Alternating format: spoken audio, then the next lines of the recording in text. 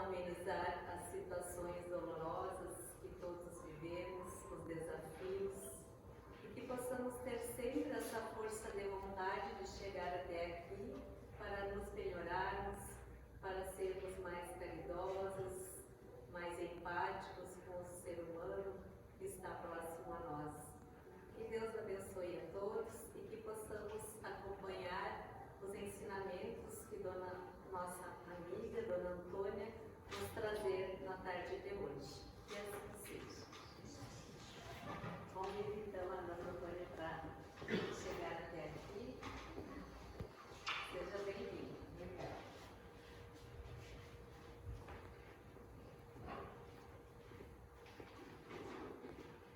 Boa tarde, meus queridos irmãos, minhas irmãs. É uma satisfação estar novamente aqui na casa do Amparo para trazer um pouco daquilo que estamos estudando.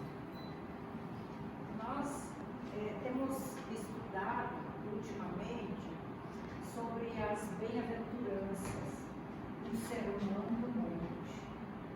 E como o nosso mundo ultimamente está por demais conturbado, as pessoas andam ansiosas e dificilmente conseguem se harmonizar e aceitar as coisas como são, nós reconhecemos da grande necessidade de nós trabalharmos intimamente a nossa pacificação interior. E para isso, então, nós encontramos alguns autores que nos trazem subsídios muito bons para trabalharmos e entendermos mais o que significa a paz. Nós procuramos a paz, muitas vezes fora, procuramos um ambiente onde haja paz, procuramos um recanto da natureza onde nos sintamos tranquilos e seguros, onde haja harmonia. Mas nem sempre ela é encontrada. E nós ainda nos debatemos com muitas angústias, com muitas dúvidas e com muito medo e ansiedade. E isso traz para nós enfermidades, traz angústias emocionais e traz também enfermidades. Quando a gente não está tranquilo, quando a gente não está sereno, tudo nos incomoda, nos irrita, nos abala. Né? São os acontecimentos, são as perdas, são as notícias que a gente ouve do mundo lá fora, com suas guerras, com sua corrupção, com todas as coisas que ainda nos afetam. E a gente gostaria que a nossa casa, que o nosso ambiente, que o lugar onde nós vivemos fosse de paz, de serenidade. Mas às vezes ela não está fora. Nós precisamos construir essa paz íntima. E não é fácil. Não é fácil porque é preciso antes que nós possamos desenvolver algumas qualidades, alguns valores morais que nós ainda não temos, para depois, então, na conquista dessas virtudes, uma delas a paciência, né, que é a ciência da paz, a gente tem que encontrar calma, tem que dizer para a nossa alma, calma, e tentar nos ligar às coisas superiores, desligando um pouco das notícias conturbadas do mundo, das angústias que nos afetam. Então, quando Jesus pronunciou o Sermão do Monte, ele nos presenteou com 8 bem-aventuranças. Essas bem-aventuranças, as 6 primeiras foram trabalhadas para aqueles discípulos da época, as virtudes morais que eles precisavam apresentar no seu trabalho, naquela tarefa que Jesus lhes propunha de auxiliá-lo a construir o reino de Deus. Então, esses homens, eles foram escolhidos, homens simples, homens rudes, eles treinados no trabalho material, no trabalho rude da época, mas ao momento que foram chamados, eles abandonaram tudo. Os pescadores abandonaram as suas redes, aqueles que estavam com sua família deixaram as famílias e passaram a seguir, acompanhando Jesus naquela jornada de preparação para o reino de Deus, como ele os chamava. Então, quando ele escolheu, ele chamou Pedro, que era o mais velho, e o fez líder do grupo, porque ele tinha uma certa autoridade diante dos demais, que eram mais jovens. Mas Pedro tinha um jeito também assim, meio apressado, meio ansioso, e era preciso que ele liderasse os demais. Então, seguidamente Jesus o chamava, em particular: Pedro, tu me amas? Logicamente que Pedro, que tinha largado tudo, dizia: sim, mestre, eu te amo. Então, pacifica as minhas ovelhas. Várias vezes Jesus chamou Pedro em particular e lhe disse: tu me amas? Então pacifica minhas ovelhas. Ele instituiu naquele momento, naquele grupo, um pacificador. Alguém que deveria ensinar os demais como vencer os seus conflitos, como superar as divergências que certamente havia. Eram homens diferentes, eles não estavam acostumados na convivência diária que aquele trabalho exigia. Então eles tinham conflitos, eles divergiam, eles tinham dúvidas, eles questionavam muitas vezes Jesus por coisas assim: quem será o maior no reino dos céus? E aí Jesus precisava dar para eles um modelo. Qual seria o maior no reino dos céus? O que Jesus fez? Apresentou uma criança como símbolo da pureza de espírito e da simplicidade, sugerindo a eles que precisavam desenvolver em si essas qualidades, esses valores, se quisessem, na verdade, ser o maior no reino dos céus. Lá, a esposa do Zebedeu pediu que Jesus escolhesse os filhos dela, 2 filhos que já acompanhavam o grupo, para que ficassem no reino que Jesus havia de fundar, um sentado à sua direita e outro à sua esquerda. E Jesus respondeu: não é assim. Não, eu não tenho esse poder de escolher, porque dependerá deles, do trabalho, da luta, da qualificação de cada um. Então, é preciso que o ser humano, para alcançar o reino de Deus, e já desde aquela época era difícil que eles compreendessem, eles tinham que desenvolver essas qualidades. Então Jesus deu, no sermão da montanha, cada bem-aventurança daquelas trazia a sugestão de uma virtude que devia ser desenvolvida. Quando ele falou bem-aventurados os pobres de espírito, ele estava chamando a si, para a bem-aventurança, os humildes, os simples, assim como chamou aqueles apóstolos. Eles não chamou homens que tivessem uma relevância social, que tivessem já um nome famoso e já tivessem, consequentemente, desenvolvido orgulho e vaidade. que é coisas que atrapalham na aquisição das qualidades morais e das virtudes.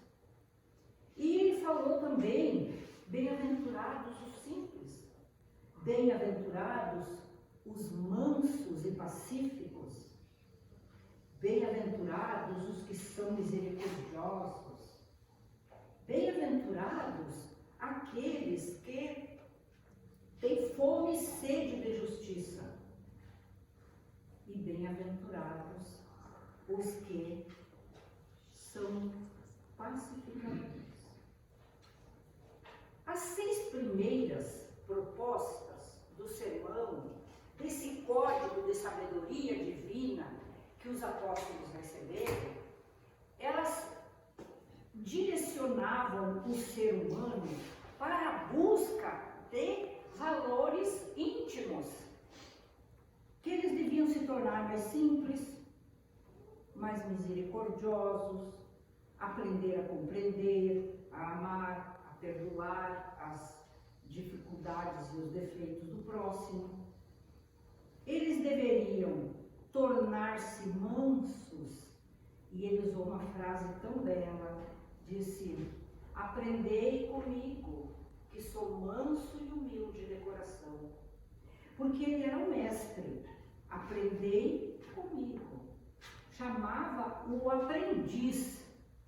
E o aprendiz, para se saber tornar-se assim, nessa condição de aprendiz, ele precisa ter humildade. Porque senão, aquele que pensa que já sabe tudo, que tem um certo orgulho já das sabedorias, das ciências, porque as ciências do mundo são assim. Para haver um progresso material, nós mesmos, mandamos nossos filhos para a escola, brigamos com eles para que eles conquistem as ciências, que lhes darão a condição melhor de conquistar um progresso dentro do mundo, dentro da realidade, do contexto material. Mas mesmo todas as ciências materiais que trazem o progresso não podem ser aprendidas numa única encarnação.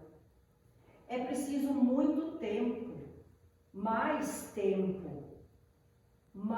paciência, mais calma.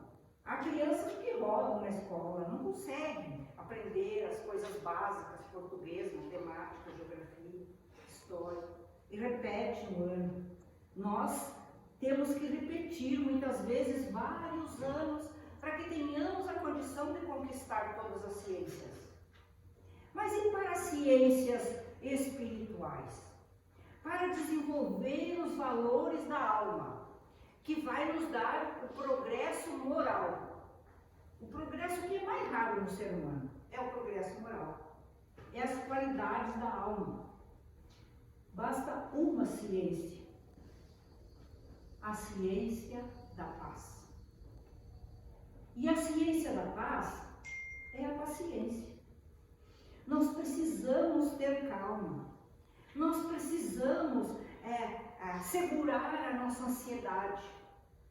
Porque nós somos seres nesse mundo globalizado, onde tudo se faz rapidamente. As comunicações, as viagens, as descobertas, tudo chega muito rapidamente. Nós ligamos a televisão, trocamos de canal e ficamos bombardeados com tantas informações ao mesmo tempo, É muita coisa e nos chega muito depressa. E muitas vezes o nosso cérebro, a nossa mente vai ficando sobrecarregado. Então não tem mais espaço para nada. Não tem mais espaço para outras sabedorias que nos garantam melhorias espirituais. E o homem fica nesse contexto, desde a infância, juventude, idade adulta, até a velhice, tão somente preocupado com o tempo presente, sem se questionar sequer se precisa desenvolver paciência, tolerância com outros seres,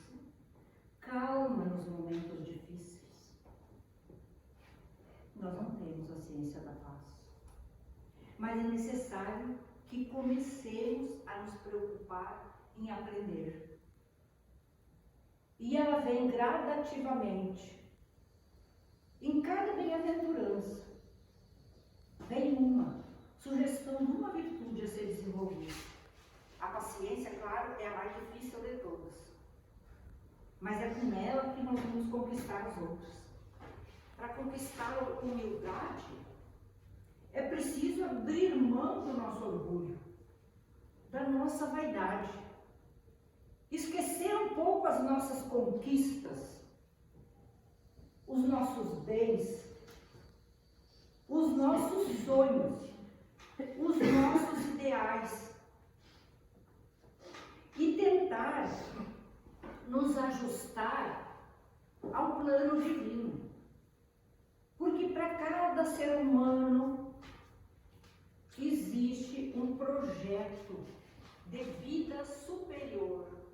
Nós fomos enviados à Terra não somente para crescer e desenvolver e conquistar bens. Nós fomos enviados à Terra para adquirir virtudes capazes de nos levar ao reino de Deus, nos levar de volta para a casa do Pai. E aí os desígnios divinos, a gente não toma muito conhecimento, a gente não adapta os nossos desejos, os nossos sonhos, os nossos ideais de progresso aos desígnios do Pai Maior. Mas Jesus já nos deu, quando lhe questionaram qual o maior mandamento, eles sabiam os mandamentos porque eles eram judeus. E os judeus tinham muita preocupação em obedecer a lei trazida por Moisés. Mas eles obedeciam às leis de acordo com seus interesses. Quantas e quantas guerras foram promovidas pelos judeus na conquista da terra prometida, na conquista das coisas que eles achavam que lhes eram devidas.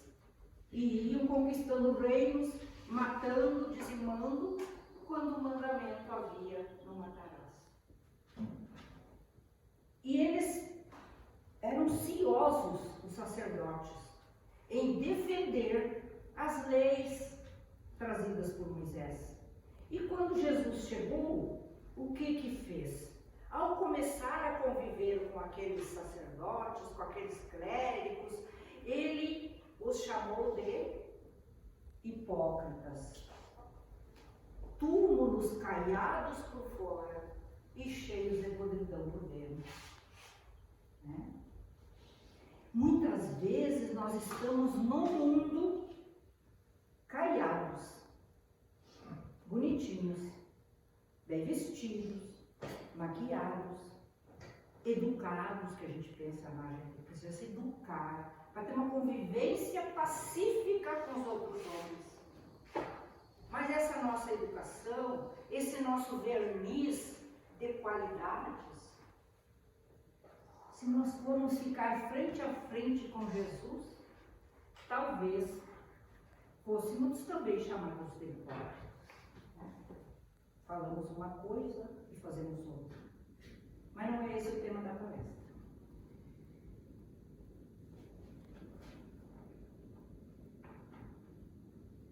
Jesus deu então, quando perguntaram qual é o maior mandamento da lei, então ele disse: amarás o Senhor teu Deus de toda a tua alma, de todo o teu entendimento. Esse é o primeiro mandamento. E semelhante a esse, amarás o teu próximo como a ti mesmo. Então ele nos deu com isso a carta magna.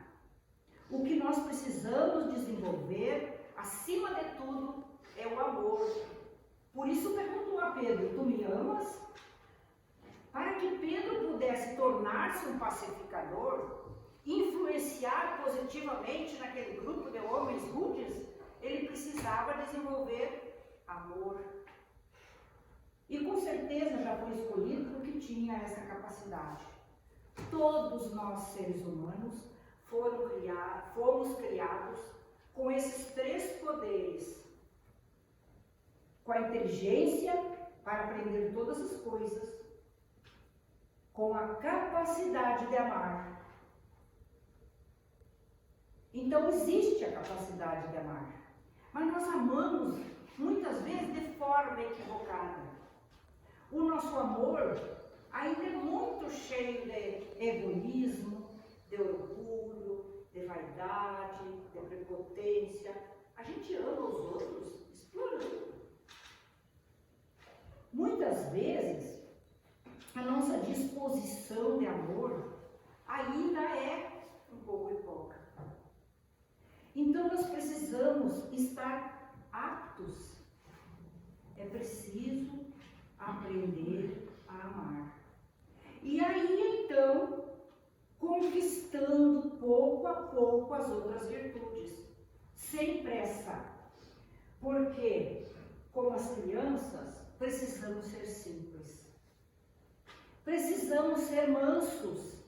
Então, a mansuetude, a calma, a serenidade é um passo para a conquista da paz íntima.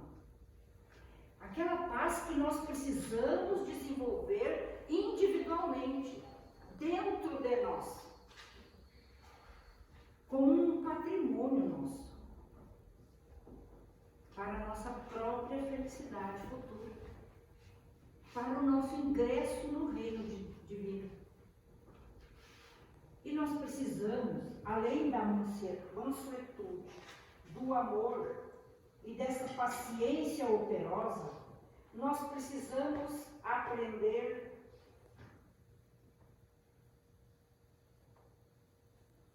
a resignação. Porque uma das bem-aventuranças é bem-aventurados os aflitos. E nós temos neste mundo de provas, de expiações, muitas e muitas coisas que nos afligem.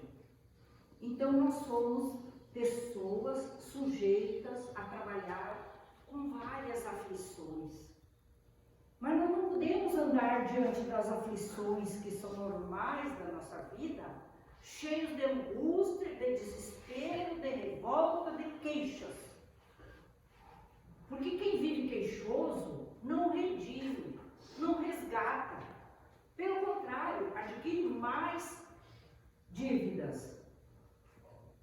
Porque ele não tem essa qualidade necessária para ser consolado. Bem-aventurados os aflitos, porque serão consolados. À medida que tiverem resignação, que não usarem a sua angústia, a sua dor, a sua dificuldade para causar perturbações no meio onde vive. Que às vezes a gente quer cobrar dos outros. Não, eu estou triste hoje, eu não quero conversa com ninguém.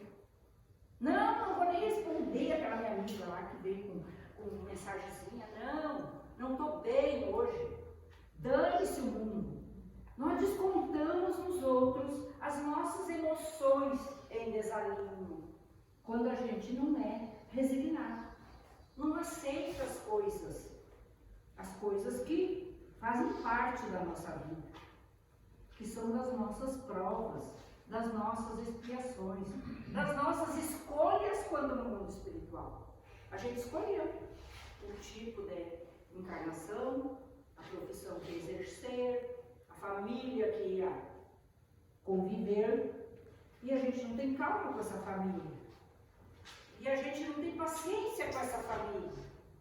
E a gente não tem paciência com os amigos, com os nossos colegas de trabalho, que sempre tem sempre aquele, seja dentro da família, né, que a gente diz assim, bota a culpa da sogra, da cunhada, alguém que traz perturbação. A culpa é dela, a culpa é daquela pessoa. No trabalho sempre tem também que nos tira sério, nos irrita, nos incomoda. Então é preciso ter calma, paciência, tolerância, senão não se tem paz. Não se desenvolve o trabalho como deveria desenvolver. Não se cresce dentro da empresa, irritadiço, reclamando de tudo e de todos. Então, nós precisamos, então, ter essa paciência, essa calma com todos. Então, conquistamos. Faz de conta que nós, na Casa Espírita aqui, nunca nos conflitamos com ninguém. Todo mundo é gentil, educado com os outros, todo mundo é fraterno, todo mundo é muito amoroso. É o ideal, né? Mas existe, às vezes, certas dificuldades de relacionamento. Nós somos diferentes. Então, não está isento o grupo religioso, como não está isento a família, que são só seres amados. E nós precisamos, então, para ter a paz, desenvolver essa capacidade de tolerância. E a paciência não pode ser ociosa. Ai, me deixa em paz hoje, não quero nada. Me deixa em paz, me deixa tranquila. Eu fiz isso hoje. Só porque eu vim numa família muito grande e hoje era o dia da mulher no salão, não vou fazer nada. Me deixa em paz hoje. Todo dia eu faço tudo, aquele dia não queria nada, né? Ela se acomoda. Não é essa acomodação que a gente precisa, me deixa em paz. Mesmo a paciência tem que ser operosa. Tem que estar sempre agindo no bem. Se não agirmos no bem, praticando o bem e esquecendo o mal, não teremos paz. É preciso esquecer o mal, porque o mal ainda existe em grande escala no nosso mundo. É preciso esquecer, não vibrar, não entrar na corrente dos pensamentos desequilibrados que nos rodeiam. E existem muitos. E eles não são só ali dentro da família, aquelas pessoinhas difíceis, nem nos grupos de amigos. Eles são invisíveis e vão influenciando nos nossos pensamentos, desequilibrando os nossos sentimentos. As nossas emoções precisam ser educadas, os sentimentos precisam ser trabalhados para que nos tornamos pessoas de bem. E assim, nessas 6 primeiras propostas de evolução, nós temos a conquista de vários valores íntimos, desenvolvendo todas as virtudes necessárias para viver em harmonia, serenidade, mansidão, ter misericórdia pelos nossos irmãos imperfeitos e viver em paz. Tornamo-nos pacíficos, mas ainda não nos enquadramos ainda na 7ª proposta do Código do Monte, das bem-aventuranças que Jesus nos deu de presente. Bem-aventurados os pacificadores, porque eles serão chamados filhos de Deus. Como assim, né? Todo mundo é filho de Deus. Só os pacificadores? É porque Jesus veio ao mundo como um filho de Deus. E nós precisamos não nos igualarmos a Ele, isso vai ser difícil.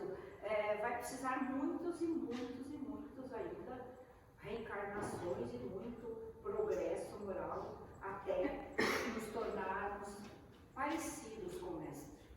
Mas nós podemos ir caminhando já para essa condição, nos tornando pacificadores. E qual será a qualidade, a virtude daquele que deseja ser um pacificador? Porque a gente já aprendeu a viver em paz, a ter serenidade, a ficar calmo nas dificuldades. a aceitar o sofrimento, a dificuldade, a morte, a tolerar os nossos irmãos. E esses são valores nossos. Ficam lá dentro. Não perdemos mais. Mas tornar-se pacificador significa pegar essa paz e essas virtudes que nós conquistamos e partir em direção do próximo. Que aí vem o complemento da carta magna do Cristo, do mandamento maior. Amarás ao próximo como a ti mesmo. Eu me esforcei, eu lutei, eu batalhei e conquistei a minha paz íntima. Mas eu preciso ir ao encontro do outro, levando a ele a minha paz. Ajudando-o para que ele também conquiste a sua paz interior. E a virtude do pacificador é o altruísmo. Então nós temos que pegar a espada, porque Jesus também disse: eu não vos darei a paz, mas a espada. E a espada significa a luta, porque nós vamos ter que lutar com o maior de todos os nossos inimigos. São dois, na verdade. Mas num a gente já trabalhou um pouquinho lá quando se esforçou para ser mais humilde, para não ficar lutando vantagem, grandeza diante dos nossos irmãos. A gente já lutou um pouquinho contra o orgulho. E nós temos que conquistar então agora. Nós temos que vencer em nós a nossa acomodação, sair na nossa zona de conforto, que é o egoísmo. Eu tenho e me basta. Estou bem assim, estou tranquilo. Eu tenho que trocar essa acomodação, esse estado de egoísmo, onde eu quero para mim tudo bem, e caminhar na direção do próximo, na direção do outro. Aí eu posso desenvolvendo altruísmo, que é a virtude do pacificador, vencendo o meu egoísmo, me tornar alguém que trabalha pelo bem comum, que se esforça para levar aos outros a sua paz, a sua grandeza, a sua solicitude, a sua gentileza, tudo aquilo que caracteriza o homem de bem que está lá escrito no Evangelho, levar aos outros, caminhando com Jesus, tornando-se um discípulo dele, ouvindo seus ensinamentos, estudando, seja no nosso grupo da casa espírita, da igreja,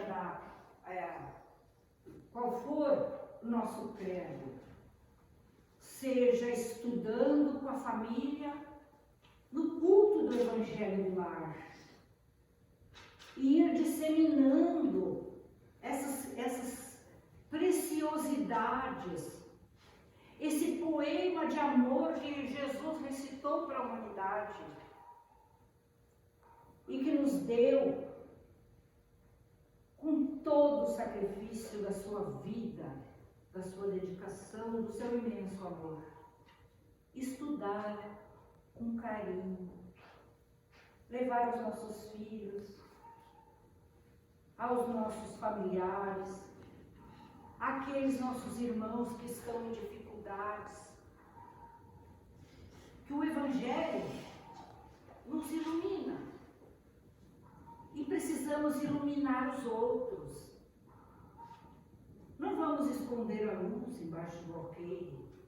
É preciso colocar em cima, no velador, para que ilumine outras consciências, para que cada vez mais existam homens e mulheres de bem, gentis, atenciosos, solícitos, trabalhadores do bem. que vão adquirindo para si merecimento para um dia, quem sabe, chegar ao reino de Jesus e lá estar no festim de bodas, com a túnica, né, da pureza, da grandeza, das virtudes desenvolvidas no mundo. A gente não vai fazer isso imediatamente numa única encarnação. Também não é pedido que se transforme em pacificador alguém que já é um gênio, que já tem muitas qualidades morais e virtudes. Diz aqui nesse livro, que o Sérgio Lopes trabalhou o Código do Monte e as virtudes do Sermão da Montanha. Eu não consigo assimilar muita coisa, então eu preciso ler. O pacificador não é unicamente um missionário em tarefa especial no planeta. Não é alguém diferente dos outros, nem com virtudes especiais, nem privilégios, nem status evolutivo diferenciado em relação às pessoas comuns.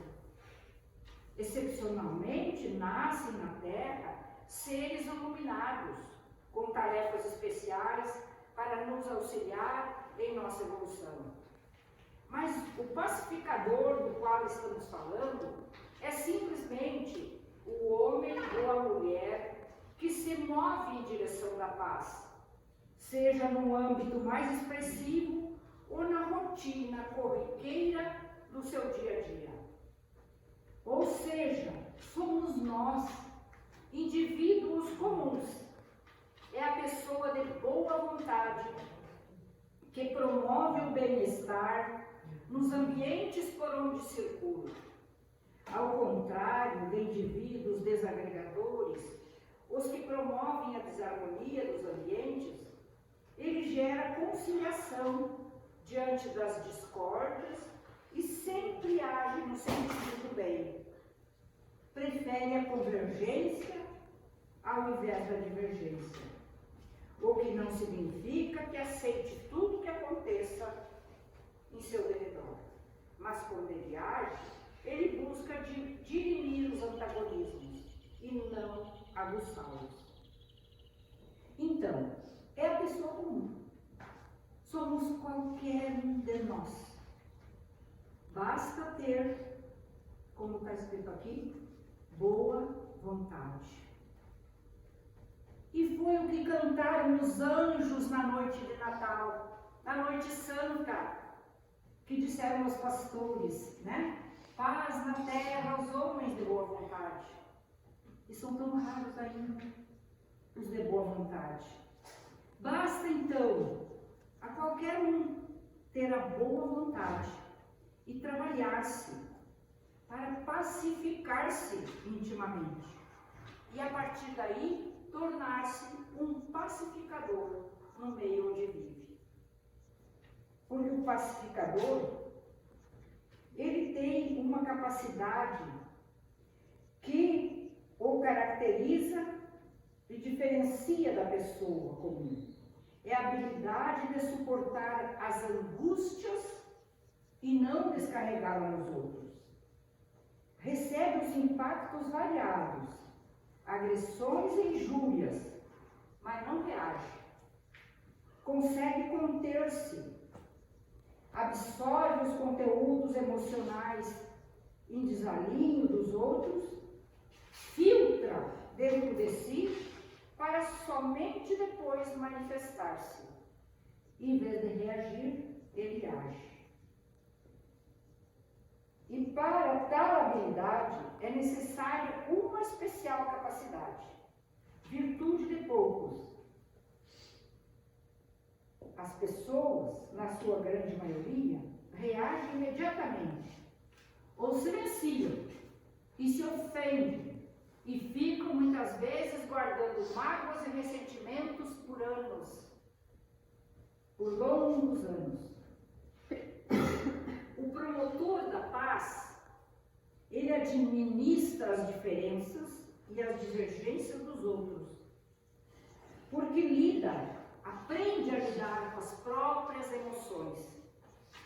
O mais comum é as pessoas não suportarem nenhum tipo de mal-estar e nem de angústia e descarregar nos outros. O pacificador, inicialmente, pacifica-se. Não chega aos outros sem antes ter chegado a si mesmo. E é um verdadeiro trabalho de educação dos seus sentimentos. E o Espiritismo nos dá isso, nos dá a capacidade de educarmos os nossos sentimentos.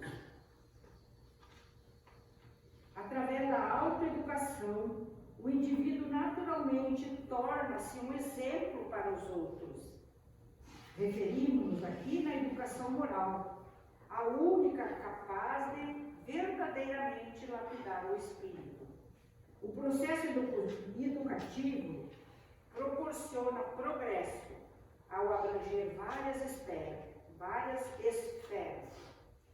assim como as ciências comuns lá determinam o avanço material, ela determina o avanço moral.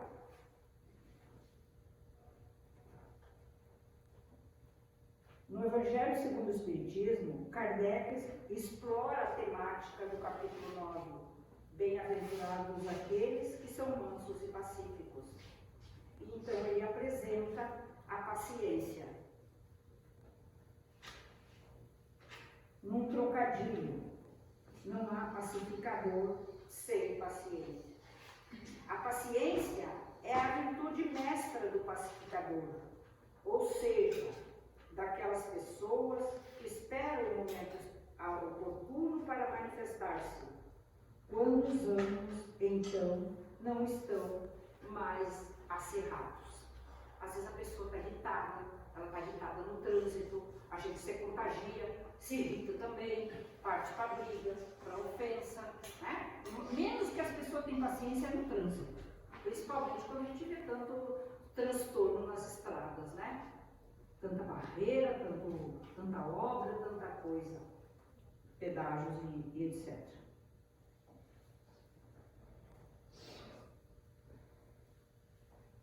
Por isso, bem-aventurados os pacificadores, pois são esses os únicos capazes de conter a propagação das angústias, da violência e do desespero.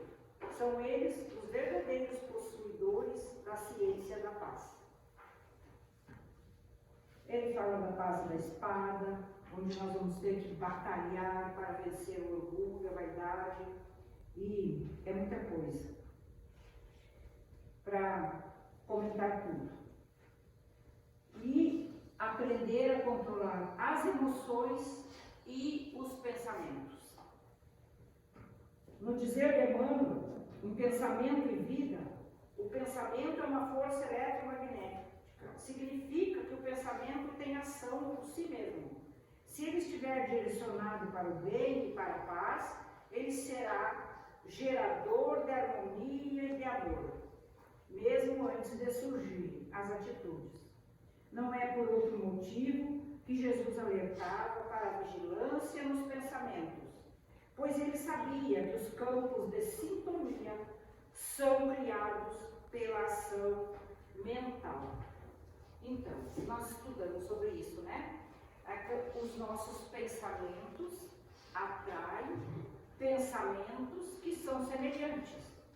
Se os nossos pensamentos são de queixa, de revolta, de irritação, de desarmonia, ele vai sintonizar com outros pensamentos de outros seres que gravitam em torno de nós, que estão enfermos também.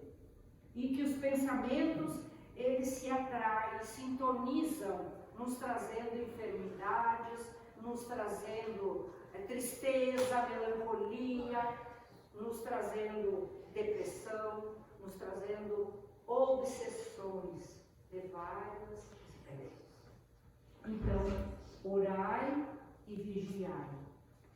A oração e a vigilância dos pensamentos.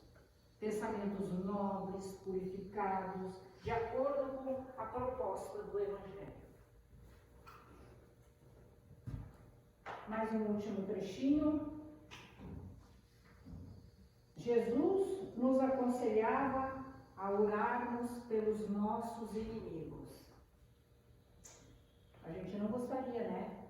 Mas assim como nós os temos muitas vezes encarnados, pessoas que não sintonizam conosco, nós os temos também desencarnados.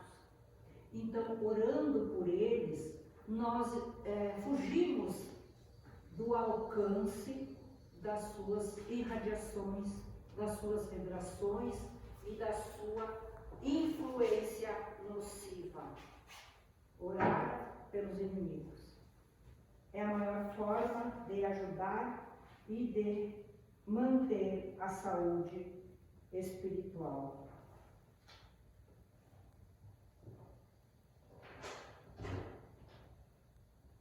A oração na casa espírita é muito importante. A oração do Evangelho no lar, que além de beneficiar a nossa família, beneficia toda a redondeza. As famílias em volta são beneficiadas.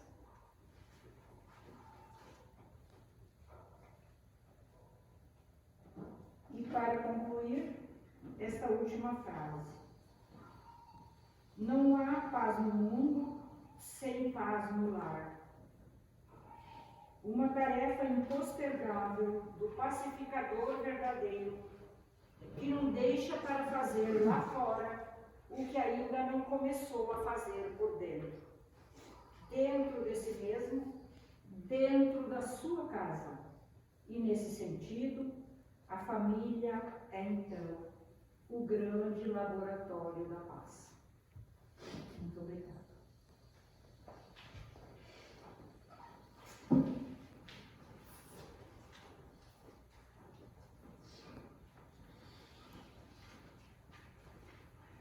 Então, agradecemos a nossa irmã por todo esse ensinamento que ela nos trouxe nessa tarde e que ela possa continuar vindo nos trazendo os conhecimentos. Que Deus abençoe. Então, vamos agora nos preparar, já estamos harmonizados para o passe coletivo, para receber as energias do plano espiritual, fechando nossos olhos físicos, trazendo ao nosso pensamento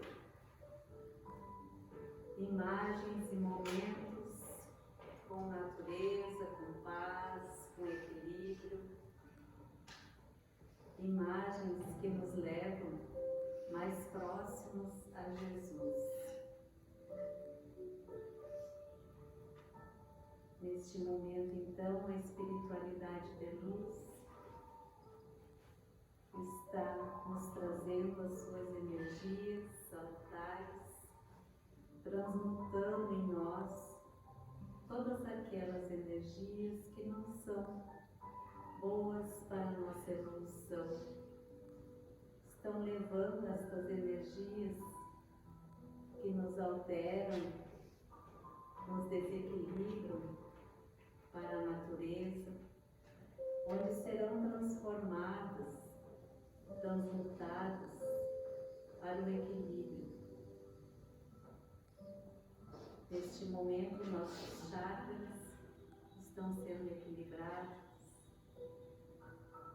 nosso organismo, nossos sistemas, nosso perispírito, e que eles possam também levar essas energias a todas as ruas, a todos os cantos da nossa cidade, do nosso estado, de todo o planeta, para que todos a recebam, para que todos possam equilibrar-se, manter-se na luz e no amor de Jesus Cristo, nosso irmão, governador da terra. Que nossos mentores, anjos da guarda, possam estar sempre conosco e possamos trazê-los até nós através do pensamento, da oração de todo dia, ao ao vermos a natureza, os pássaros, o sol, a chuva, tudo que Deus criou para nós. Que possamos, ao amanhecer, ser agradecidos por tanta coisa linda que Ele nos traz. Que possamos aprender a procurar momentos como este, onde recebemos os conhecimentos importantes para nos transformar aos poucos no nosso dia a dia. Que essa energia possa continuar conosco, que possamos levá-las ao nosso lar, indo a Ele muito melhor do que quando aqui chegamos. Que possamos retornar em outras tardes como essa, adquirindo tanto equilíbrio como hoje. Que assim seja. Obrigada pela presença de vocês.